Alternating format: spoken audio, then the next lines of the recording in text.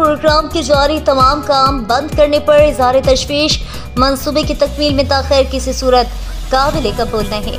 Commissioner Sahiwal division Sheikh Iqbal Syed का चीनी company की तरफ से पस प्रोग्राम के जारी तमाम काम बंद करने पर इज़हार तशवीश। मंसूबे की तकमील में ताख़ीर किसी सूरत काबिल कबूल नहीं। आवाम की मुश्किलात को मद्देनज़र रखते हुए पस प्रोग्राम की टाइमलाइन में तकमील नहायत ज़रूरी है। वाज़ेह है कि चीनी कंपनी ने आड़ातला रोड पर डाला जाने वाला कंडोत और मुंडाली रोड और फरीद टाउन में सीवरेज पाइप डालने का काम बिल तरतीब 15 और 6 रोज से बंद किया हुआ है, जिससे अवाम शदीद मुश्किलात का शिकार है।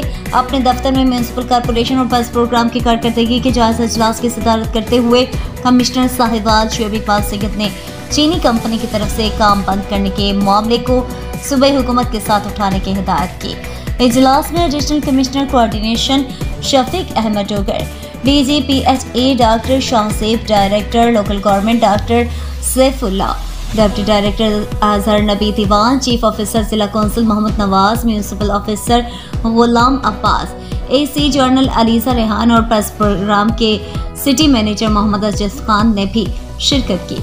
उन्होंने शहर में रखे हुए कंटेनर्स की मुरम्मत कराने और इन्हें पेंट करने की भी हिदायत की। Additional commissioner coordination Shafiq Ahmad Dogar ने बल्दिया को हिदायत की है कि यादगार पार्क के साथ बने फुटपाथ को भी मुरम्मत कराया जाए ताकि आवाम को आसानी हो।